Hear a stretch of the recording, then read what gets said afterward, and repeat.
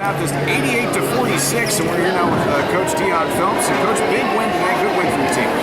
Yeah, exactly. You know, the thing that was a little concerning was just that we had played last night and didn't get into it, so I really didn't know what to expect. We kind of didn't press early or get out full court early because I just didn't know how much of the legs they had. So, yeah, it was good. It was a good win to come out from North Texas last night. There was a lot of emotion in that game last night, so it was pretty good. You guys were able to force a lot of turnovers, 25 turnovers in the game. And we hear a lot in Division I about the new rules as far as perimeter defense is concerned. You guys were able to get a lot of pressure on the perimeter without a lot of fouls called in the game. You know what? We were fortunate. Now, if this was last night, it would have been a little bit different. At North Texas, I think we got to the line 42 times. We shot 42 free throws. And it seemed like every time we got out on the perimeter, tried to put a little bit of pressure into foul. So we're all trying to get adjusted to that. Thankfully, we got a chance to extend it out and test it out in the second half to see if we can do that here. It seems like the refs kind of let it go. I'm not sure how that rule is going to play out throughout the whole year, but it seems like they're very serious about it. They want to be consistent. You're able to go 10 guys deep, basically, and wholesale substitute in the second half especially. Is that a trend that we're going to see continue throughout the year, that you bring 5 guys in off the bench at a time? Is that something that you're trying to do this year?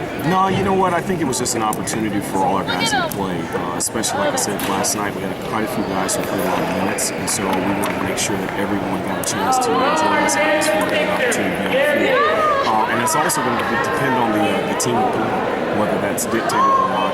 I'm not sure, but hopefully we can get those guys on the floor. When you got 10 guys, at one place, so keeping them all happy is going to be interesting.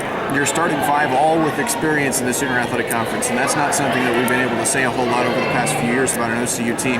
How big is that everybody in your starting 5, at least your starting 5 today, have Sooner Athletic Conference experience? You know what, I think it is big.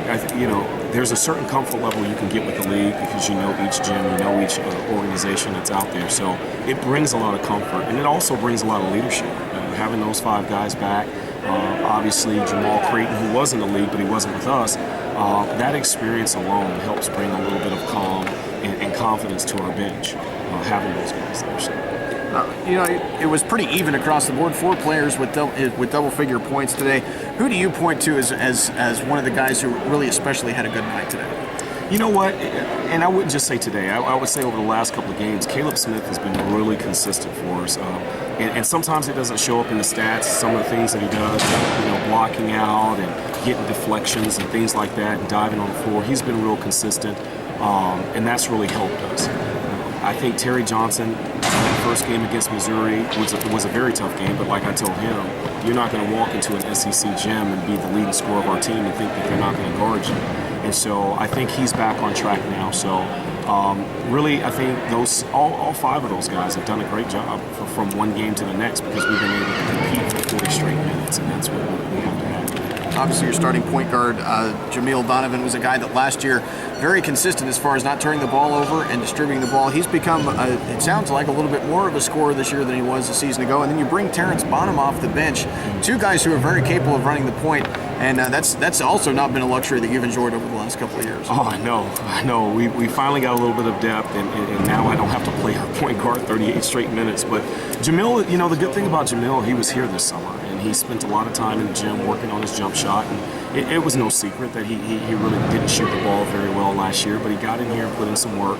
And he deserves to be in that position for right now, and hopefully he can consistently do some things for us. And you know how it is with the new rule, and as quick as he is, he's an asset. This is a very rare game where you're going to have a decided size advantage on your opponent, but I think that in the post, it's going to be your athleticism because, you watch Demisone on the floor, and man, he looks like he's going to fly out of the gym right now. Terrence Walker is very athletic too, and then you bring in Chris Campbell, who seems like he's got the ability to go inside and outside. Talk about what your post play is going to look like throughout the year. I think you're right. We're going to have to run the floor a little bit more. And I think that's to our advantage to be able to have those guys use their athleticism to run the floor. I think Terrence, who now has a little bit more experience in this league, is going to give us a little bit of a calm and settlement down in the paint.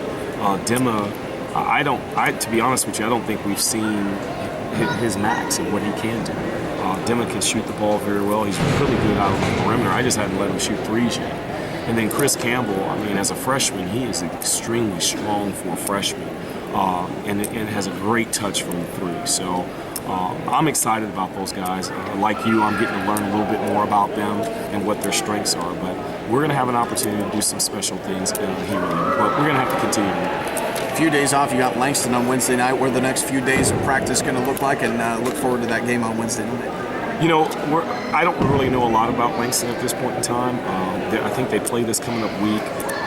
If they're anything like they were last year, they're fast, they're athletic, they're not afraid to come into any gym and compete. Coach does a great job. So right now, I don't know too much about them. We're going to kind of try to focus on ourselves.